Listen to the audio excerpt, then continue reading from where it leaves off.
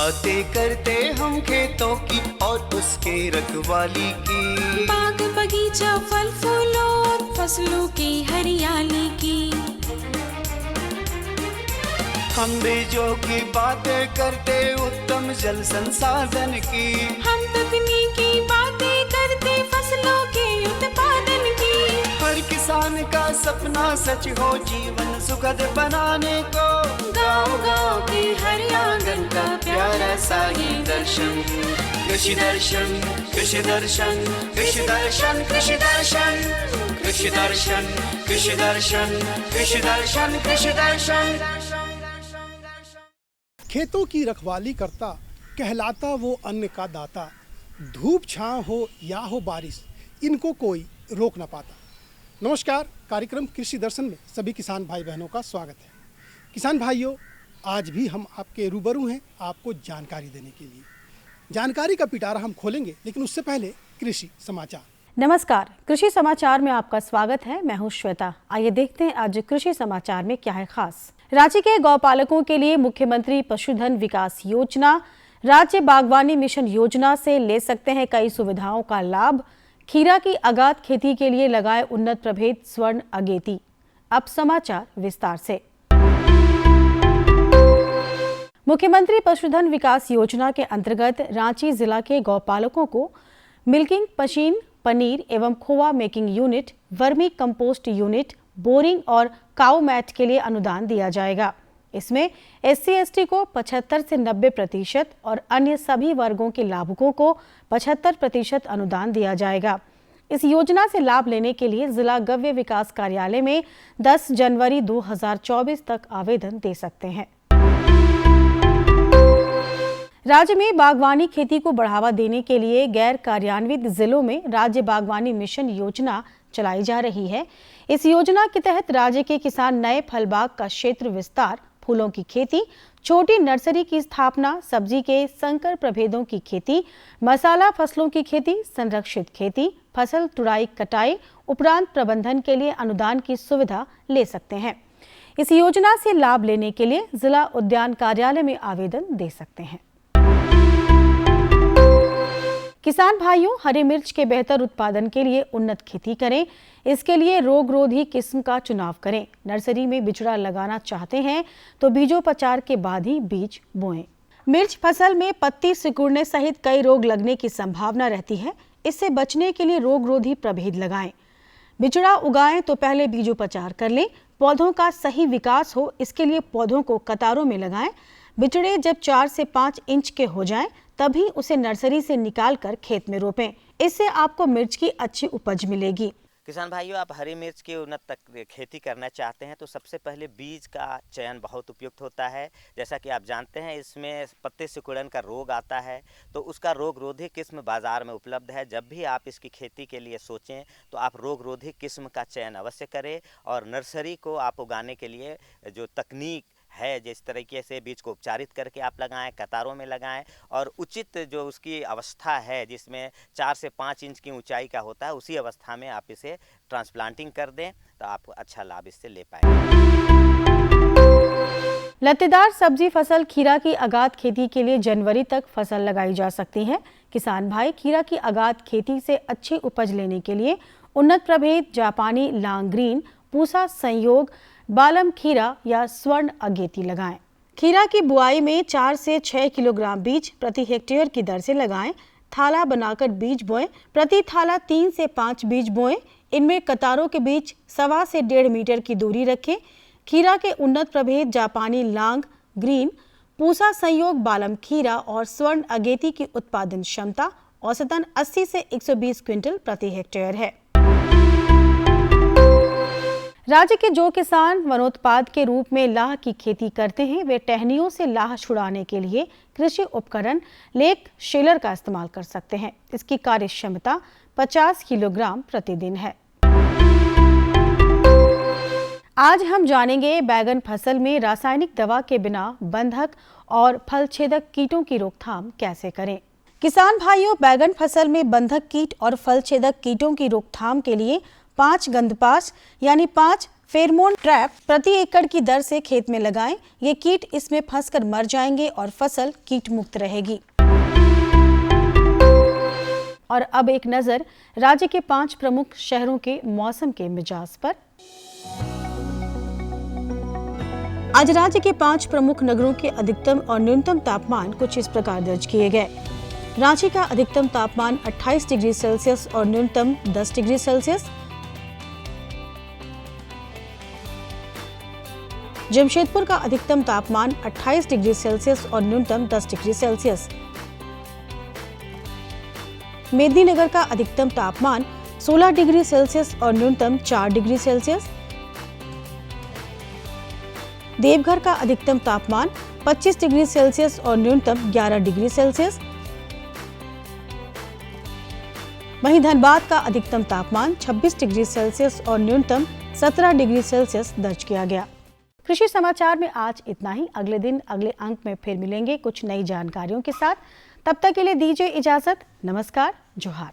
कृषि समाचार में किसान भाइयों, आपने देखा मौसम का मिजाज, मंडी भाव और कृषि जगत में क्या कुछ नया हुआ है उसके बारे में जानकारी हम देंगे, लेकिन उससे पहले छोटा सा विराम, कहीं मत जाइएगा क्योंकि विराम में भी आपके लिए संदेश।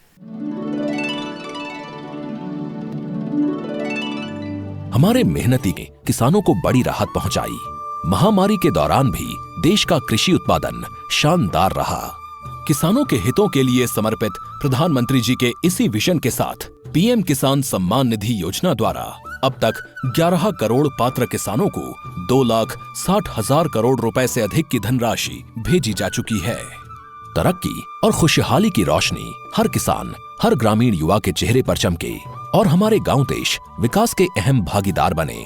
खेतों और खलिहानों के रास्ते तरक्की और खुशहाली की ओर बढ़ता ये नया भारत है। किसान भाइयों, इस वक्त आपके खेतों में मसूर और मटर के फसल लहलहा रहे हैं, लेकिन बहुत सारे किसान परेशान हैं क्योंकि उनके फसल में कीट लग गए हैं, तरह तरह के रोग लग रहे हैं। तो ऐसे में ज़रूरी है कि आप उसका निदान पा सकें। तो मसूर और मटर फसल में लगने वाले रोग और कीट प्रबंधन कैसे करें, हमने बात की हमारे विशेषज्ञ से। आप भी सुनिए कि विशेषज्ञ क्या सलाह दे रहे हैं आपको। आइए देखते हैं। किसान भाइयों, मटर एवं मसूर एक दलहनी फसल है। हमारे प्रदेश झारखंड में बहुत से किसान इसकी खेती से जुड़े हुए हैं और वे इनमें लगने वाले रोग एवं कीटों से होने वाले नुकसान का सामना भी करते हैं। इनमें यदि हम मटर की बात करें तो इसमें पाउडरी मिल्ड्यू, उकठा तथा सॉफ्ट रोट्स रोग का प्रकोप ज़्यादा होता है। अतः इससे बचाव के लिए सोलेनेसी वंश तथा लत्तर वर्गीय फसल के साथ इनकी खेती नहीं करनी चाहिए। इन फसलों में कम से कम 2 साल का अंतर जरूर रखना चाहिए। किसान भाइयों, इस वक्त आपके खेतों में मटर फसल और मसूर के फसल जो लहलहा रहे हैं, लेकिन आपके साथ समस्या ये होती है कि उसमें कीट लग जाता है। तो इसका निदान क्या है, इसकी पहचान क्या है, इससे निजात पूरी तरह से कैसे पाएं, इसके लिए आप हमारे विशेषज्ञ से हम बात करते हैं। डॉक्टर साहब, सबसे पहले ये बताइए कि किस तरह के रोग जो हैं अभी इस फसल में देखे जा रहे हैं। देखिए, सबसे ज़्यादा जो है अभी हम लोग देखते हैं कि रबी की फसल में, दलहनी फसल में सबसे ज़्यादा कीट और बीमारी का प्रकोप होता है। तो बीमारी जो है वो झारखंड का, यहाँ का मिट्टी जो है वो अम्लीय है और अम्लीय मिट्टी होने की वजह से सबसे ज़्यादा जो यहाँ पर किसानों को नुकसान होता है वो है उकठा बीमारी। उकठा बीमारी से किसान जो है सबसे ज़्यादा प्रभावित होते हैं और उनको काफ़ी जो है नुकसान होता है। इसके साथ साथ जो मटर है उसमें सबसे प्रमुख बीमारी देखा जाता है वो है पाउडरी मिल्ड्यू। मतलब वो पत्ता, फली सभी में जो है पाउडर, सफ़ेद सफ़ेद पाउडर के रूप में वो भर जाता है। इसके अलावा जो है जब पौधे जो हम लोग देखते हैं कि सॉफ्ट रूट रॉट एक इसमें बीमारी जो है वो काफ़ी मात्रा में देखा जाता है। तो चाहे वह विल्ट हो या पाउडरी मिल्ड्यू हो या सॉफ्ट रूट रॉट हो, ये तीनों बीमारी एक ऐसा बीमारी है जिससे दलहनी फसल को काफ़ी जो है नुकसान पहुंचाती है। और उसमें मटर जो है वो यहाँ पर बहुतायत मात्रा में इसकी खेती होती है, क्योंकि सब्जी मटर है और झारखंड का जो है यहाँ का मटर बहुत प्रसिद्ध है। इसलिए किसान बंधु जो है इसमें जब भी अगर मान लीजिए कि खेती करते हैं तो वो बेसिक बात कुछ को उसको ध्यान देना होगा। उसके बाद ही जो है दलहनी फसल की अगर वो खेती करते हैं तो उनको लाभ होगा। जैसे हम अगर उनको बताना चाहें कि जब भी अगर वो सोलेनेसी वंश का फसल लेते हैं, सोलेनेसी वंश के अंतर्गत जो आते हैं आलू, टमाटर, बैगन, मिर्च, तो उसको एटलीस्ट जो है उसके बाद उसमें मटर नहीं लेना चाहिए। इसको एक तो ध्यान देना चाहिए कि किसान बंधु सोलेनेसी का अगर फसल लिए हैं तो उसके साथ साथ नेक्स्ट फसल में हम लोग दलहनी फसल को न लें, या क्रूसीफेरी फैमिली जो लत्तर वर्गीय फसल है उसको अगर लिए हैं तो उसके साथ भी जो है दलहनी फसल को न लें। कम से कम 2 साल का क्रॉप रोटेशन फसल चक्र अपनाएं। किसी कारणवश ऐसी स्थिति में भी दलहनी फसलों की खेती करनी है तो मिट्टी का उपचार कर लेना बेहतर होता है। को अगर उस तरह का ज़मीन नहीं है, खेती करना ही पड़ेगा, तो वैसी परिस्थिति में जो है हम लोग फिर मतलब मिट्टी का उपचार करते हैं। या अगर मिट्टी का उपचार करने के लिए है, अगर आपके पास 1 एकड़ ज़मीन है तो 1 एकड़ ज़मीन के लिए हम लोग क्या करते हैं कि लगभग जो है उसमें 1 क्विंटल जो है बुझा हुआ चूना या डोलोमाइट है उसका प्रयोग करते हैं, 1 क्विंटल जो है करंज खली का प्रयोग करते हैं, और उसके बाद जो है ट्राइकोडर्मा विरिडी या हर्जियानम है उसको 50 किलो गोबर खाद में बढ़िया ढंग से मल्टीप्लाई करके गुणन कर लेते हैं और उसके बाद फिर 1 एकड़ में बिखेर देते हैं। तो ये करने से एटलीस्ट जो है हम कुछ 50% तक वो बचा सकते हैं, रोग बीमारी को बचा सकते हैं। तो ये एक विल्टिंग जो है, चाहे मसूर लगाएं चाहे मटर लगाएं, किसान बंधु को इसका ज़रूर ध्यान देना चाहिए कि जब भी हम खेती करने के लिए शुरुआत कर रहे हैं तो इसको करें। यदि 1 से 1.5 महीने की फसल में पाउडरी मिल्ड्यू का प्रकोप हो जाता है तो सल्फैक्स 80% का 3 ग्राम 1 लीटर पानी में घोलकर छिड़काव करने से इस पर नियंत्रण पाया जा सकता है।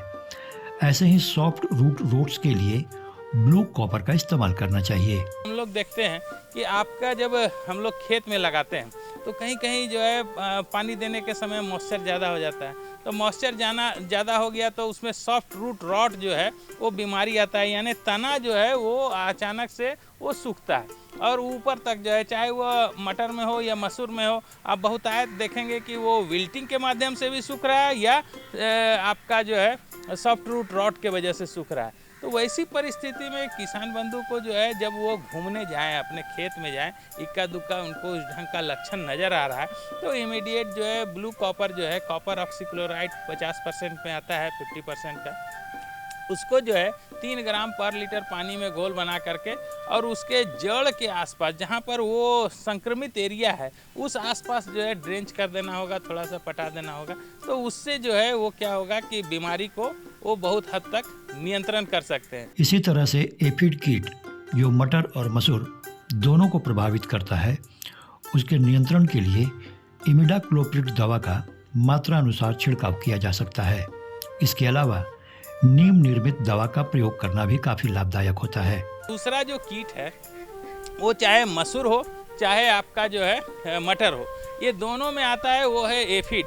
जैसे अभी देखेंगे कि फॉगी वेदर है, फॉगी कहने का मतलब कुहासा छाया हुआ रहता है, तो कुहासा जैसे ही छाया हुआ है तो एफिड का प्रकोप बहुत ज़्यादा हो जाता है। चाहे चना हो चाहे आपका जो है मसूर हो, पूरा का पूरा जो है उसमें अचानक से, चूँकि ये पार्थेनोजेनेसिस इसका जो है विकसित होता है, तो पार्थेनोजेनेसिस विकसित होने की वजह से क्या होता है कि इसमें अपने जो क्रॉसिड है वो आपका होल्ड करके पकड़ करके रखता है और डायरेक्ट नीम्फ उससे रिलीज होता है। तो अचानक से इसकी पॉपुलेशन इतना ज़्यादा बढ़ जाता है कि आपको समझना और नियंत्रण करना बहुत मुश्किल हो जाता है। तो वैसे परिस्थिति में जो है इमिडाक्लोप्रिड जो है उसका हम लोग छिड़काव कर सकते हैं। तो इमिडाक्लोप्रिड जो है 2 लीटर पानी में 1 ml जो है उस दवा का घोल बना करके अगर छिड़काव करते हैं तो रस चूसने वाले कीटों को भी हम नियंत्रण कर सकते हैं। और इसके साथ साथ जो है अगर मान लीजिए अगर ज़रूरत पड़ता है तो अगर रेगुलर हमको छिड़काव करना है तो नीम से निर्मित जो है बहुत सारा दवा है, चाहे वह आप निम्बेस्डिन हुआ या निमारीन हुआ या आपका वेनगार्ड हुआ, तो इसके लिए जो है हम लोग क्या करते हैं कि उसका आप 5 ml जो है पर लीटर पानी में घोल बना करके छिड़काव कर सकते हैं। तो किसान बंधु जो है रोग और बीमारी से और या कीट से आप अपनी फसल को सुरक्षा कर लेते हैं तो निश्चित रूप से आपका फसल भी जो है हेल्दी और स्वस्थ रहेगा और उत्पादन भी आप अच्छा प्राप्त कर सकते हैं। इस तरह से किसान भाई वैज्ञानिकों के बताए गए मार्ग पर चलकर मटर तथा मसूर में लगने वाले रोग एवं कीटों का नियंत्रण कर सकते हैं और अपने फसलों की पैदावार बढ़ा सकते हैं। किसान भाइयों, आप महुआ और सोयाबीन भी लगाते हैं, लेकिन मूल्यवर्धन कैसे किया जाना चाहिए जिससे कि आपका मुनाफा बढ़ जाए? तो इसकी जानकारी भी देने के लिए हमारे साथ विशेषज्ञ हैं। सीधा उन्हीं के पास चलते हैं और जान लेते हैं कि महुआ और सोयाबीन का मूल्यवर्धन कैसे करें। मड़ुआ और सोयाबीन दोनों ही खरीफ की फसल है। ये दोनों ऐसे खाद्य पदार्थ हैं जिनमें पोषक तत्व प्रचुर मात्रा में पाए जाते हैं। ये दोनों ही हमारे शरीर को पोषण प्रदान करते हैं और उन्हें समृद्ध करते हैं। जहाँ तक मड़ुआ की बात है तो हमारे प्रदेश झारखंड में इसके उत्पादन और मूल्य संवर्धन की असीम संभावनाएं हैं। इसकी खेती 25 डिग्री सेंटीग्रेड से 35 डिग्री सेंटीग्रेड के बीच अच्छी उपज दे जाती है। पठारी भूमि इसके उत्पादन के लिए काफ़ी उपयुक्त होती है। इसकी खेती में ज़्यादा उर्वरक की भी ज़रूरत नहीं पड़ती। मड़ुआ पोषण से भरपूर होता है, अतः यह बच्चों, बुजुर्गों तथा गर्भवती महिलाओं के लिए काफ़ी लाभदायक है। जैसा कि हम देख रहे हैं कि हमारे प्रधानमंत्री जी भी आज मतलब इस वर्ष जो हम लोग मिलेट वर्ष के रूप में मना रहे हैं, मड़ुआ और मोटे अनाज पे खासकर बहुत ध्यान दिया जा रहा है। तो हम सबसे पहले अगर मड़ुआ की हम बात करते हैं तो उसकी खेती हमारे किसान भाई कैसे कर सकते हैं और उनके लिए किस तरह से लाभदायक है मड़ुआ की खेती? जहाँ तक हम लोग, जैसा आपने बोला कि 2023 को अंतर्राष्ट्रीय मोटे अनाज वर्ष की घोषणा की गई है और ये पूरे भारत ही नहीं पूरे विश्व में हम लोग अंतर्राष्ट्रीय वर्ष मना रहे हैं मोटे अनाज को लेकर। तो अगर हम लोग रागी की बात करें तो झारखंड में इसकी बहुत अच्छी संभावनाएं हैं, उत्पादन की भी, साथ ही साथ मूल्य संवर्धन की भी। तो रागी की खेती तो हम लोग खरीफ सीजन में मेन रूप से मुख्यतः करते हैं और इसके लिए ये ऐसा फसल है जो कि 25 डिग्री सेल्सियस से 35 डिग्री सेल्सियस के बीच में बहुत आराम से उपज दे सकता है और पठारी भूमि में काफ़ी अच्छा इसका उत्पादन हम लोग ले सकते हैं। इसके लिए बहुत ज़्यादा उर्वरक की ज़रूरत नहीं पड़ती है और किसी भी विषम बहुत सारी, जैसे कि जो अगर हम लोग बात करें अधिक तापमान, अधिक बारिश, इन सब को भी झेलने की क्षमता इसमें ज़्यादा होती है। तो ये और मड़ुआ को हम लोग देखें तो यह हमारे राज्य की परंपरागत फसल भी है और ख़ासकर इसकी जो उत्पत्ति हुई है वो भारत देश की है। तो इसलिए इसकी खेती हो या मूल्य संवर्धन की बात करें, काफ़ी अच्छे ढंग से हम लोग कर सकते हैं। और आप लोग जैसा कि जानते हैं कि मड़ुआ पोषण से भरपूर है। इसमें अगर हम लोग कैल्शियम की बात करें तो 100 ग्राम अगर मड़ुआ खाते हैं तो 344 मिलीग्राम कैल्शियम सबसे ज़्यादा इसमें उपलब्ध होता है। साथ ही इसमें फास्फोरस है, आयरन है और एंटीऑक्सीडेंट मिलते हैं, फाइटोकेमिकल्स मिलते हैं। इसकी वजह से यह कई प्रकार की बीमारियों से भी हमें रक्षा करता है, जैसे कि ये जो ब्लड शुगर होता है उसको नियंत्रित करने में काफ़ी सहायक होता है। और ये बच्चों के लिए हो, बुजुर्गों के लिए हो या जो महिलाएं गर्भवती हैं या जो स्तनपान कराने वाली महिलाएं हैं उनके लिए भी काफ़ी अच्छी खाद्य पदार्थ होती है। और दूसरी चीज़ है, इसे इसीलिए इतने गुणकारी होने के वजह से इसे स्मार्ट मिलेट्स की भी संज्ञा दी गई है। इसी तरह सोयाबीन शाकाहारी खाद्य पदार्थ में प्रोटीन का सबसे सस्ता और गुणकारी विकल्प है। इसकी खेती के लिए झारखंड में बहुत सी टार जमीन उपलब्ध है। सोयाबीन के तेल और बरी सोयाबीन के प्रसंस्कृत उत्पादों में सबसे ज़्यादा लोकप्रिय है। इसके अलावा भी कई उत्पाद बाजार में उपलब्ध हैं जिसके उपयोग से कुपोषण संबंधित समस्या पर नियंत्रण पाया जा सकता है। जहाँ तक हम लोग सोयाबीन की बात करें तो सोयाबीन एक बहुत अच्छी गुणवत्ता की प्रोटीन का सबसे सस्ता विकल्प है। तो जहाँ तक हम लोग खेती की बात करते हैं तो सोयाबीन की खेती भी खरीफ ऋतु में होती है और जो हम लोग यहाँ पे टाड़ जो क्षेत्र होता है वहाँ पे सोयाबीन लगा सकते हैं और इसका प्रसंस्करण करना बहुत ही आसान होता है, कम मूल्य पे और इसका मूल्य संवर्धन करके अच्छी आय आप अर्जित कर सकते हैं। इस जैसे कि हम लोग सोयाबीन के बहुत सारे प्रोडक्ट मार्केट में भी बिक्री होते हैं। आप सोयाबीन ऑयल के साथ साथ तेल के साथ साथ हम लोग सोयाबीन के जो बरी आती है सोयाबीन चंक्स के नाम से, वो भी हम लोग ज़्यादातर, वो तो काफ़ी दिनों से मतलब पॉपुलर है। लेकिन इसके अलावा अभी सोयाबीन के कई प्रोडक्ट मार्केट में उपलब्ध हो रहे हैं जो कि हमारे स्वास्थ्य के लिए बहुत ही अच्छी है। और चूँकि इसमें प्रोटीन की मात्रा 40% होती है, इतनी अच्छी मात्रा में प्रोटीन और दूसरी शाकाहारी शाकाहारी प्रोटीन कहीं दूसरे भोज्य पदार्थ में नहीं मिलती है। तो चाहे वो बुज़ुर्ग हों, बच्चे हों या महिलाएं हों, और ख़ासकर हम लोग अगर झारखंड की बात करें तो यहाँ पे हम लोग देखते हैं कि जो माल न्यूट्रिशन की प्रॉब्लम है वो बहुत ज़्यादा है। और चाहे वो बच्चे हों, 5 साल से नीचे के बच्चे हों या 6 महीने के नीचे के बच्चे हों, एक सर्वेक्षण जो होती है जैसे कि राष्ट्रीय परिवार स्वास्थ्य सर्वेक्षण रिपोर्ट 5, इसके हिसाब से 40% बच्चे जो 5 साल के नीचे के बच्चे हैं वो कुपोषित हैं। तो ऐसी कंडीशन में मड़ुआ हो या सोयाबीन हो, इनसे बने हुए उत्पाद काफ़ी ज़्यादा लाभकारी होंगे और वो पोषण सुरक्षा या खाद्य सुरक्षा में हमें बहुत मदद कर सकते हैं। मड़ुआ का प्रसंस्करण करने पर हम उससे भी कई तरह के खाद्य पदार्थ प्राप्त कर सकते हैं। सबसे पहले तो मड़ुआ से हम आटा प्राप्त कर सकते हैं, जिसे रोटी और कई तरह के केक, कुकीज़, बिस्कुट, हलवा और लड्डू बना सकते हैं। फिर हम इससे माल्टा भी तैयार कर सकते हैं। ये सब खाने में काफ़ी पौष्टिक होते हैं और शरीर के लिए लाभदायक होते हैं। जैसे मड़ुआ की अगर हम लोग बात करते हैं तो मड़ुआ को पहले गरीबों की ये खाद्य बोला जाता था, लेकिन अब इधर 4 से 5 सालों में ये अब जो अच्छे परिवार के लोग हैं या हाई सोसाइटी के लोग हैं वो लोग इसे अब खाने में इस्तेमाल कर रहे हैं, क्योंकि आज की ये आवश्यकता हो गई है, हमारे शरीर की आवश्यकता है ये। तो हमें डेली के भोजन में इसको शामिल करना है। और अगर प्रोडक्ट की हम लोग बात करें तो बहुत तरह के प्रोडक्ट हम लोग रागी या सोयाबीन से बना सकते हैं। अगर रागी की बात करें, रागी को प्रसंस्कृत करके इससे हम लोग पहले रागी फ्लोर या रागी आटा बना सकते हैं।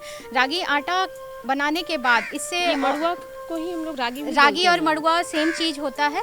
मड़ुआ हम लोग खासकर झारखंड में मड़ुआ के नाम से जानते हैं, कहीं कहीं इसे रागी भी बोला जाता है। जी। तो इनसे कई प्रकार की खाद्य पदार्थ बनते हैं। अगर आटा बना लिया जाए तो आटा बनाने के बाद जहाँ जहाँ आटे का उपयोग करते हैं, गेहूं के आटे का उपयोग करते हैं, वहाँ वहाँ आप रागी के आटे का उपयोग कर सकते हैं। चाहे आप इसकी रोटी बनाइए, चाहे ये बेकरी में इस्तेमाल कीजिए, इससे बहुत सारे केक होते हैं, कुकीज़ होते हैं, बिस्किट होते हैं, वो बनाए जाते हैं।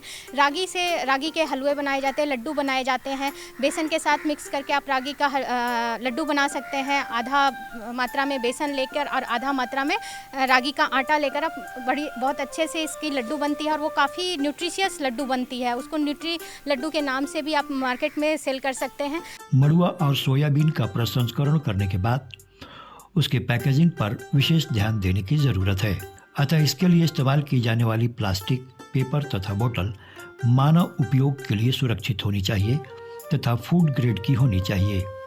देखिए, पैकेजिंग एक मुख्य इसका आयाम हो जाता है, क्योंकि कोई भी खाद्य पदार्थ को हम लोग मार्केट में जब लेकर आते हैं तो उसका अच्छी तरह से पैकेजिंग होना बहुत ज़रूरी होता है, ताकि उसकी हम लोग सेल्फ लाइफ को बढ़ा सकें और उसमें कीटाणु, विषाणु या आप फंगस और बैक्टीरिया से उसको बचा सकें। साथ ही हमारे जो खाद्य पदार्थ होते हैं उनको हमको नमी से बचाना होता है, साथ ही प्रकाश और ऑक्सीजन से बचाना होता है, ताकि उसमें ऑक्सीकरण ना हो।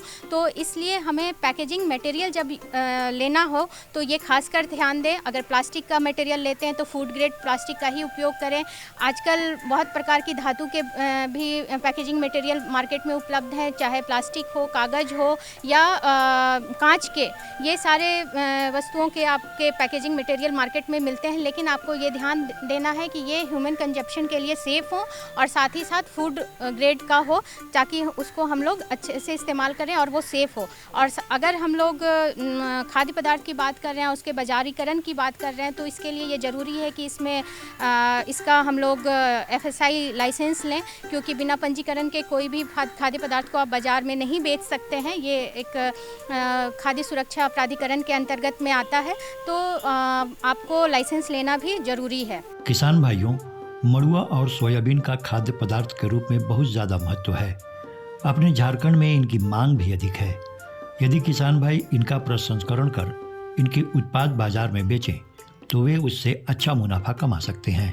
तो देखा किसान भाई बहन, किस तरह से हमारे वैज्ञानिकों ने आपको वैज्ञानिक तरीका बताया ताकि आप इससे फ़ायदा ले सकें, और अगर आप इस पर अमल करते हैं तो आपको फ़ायदा ज़रूर होगा।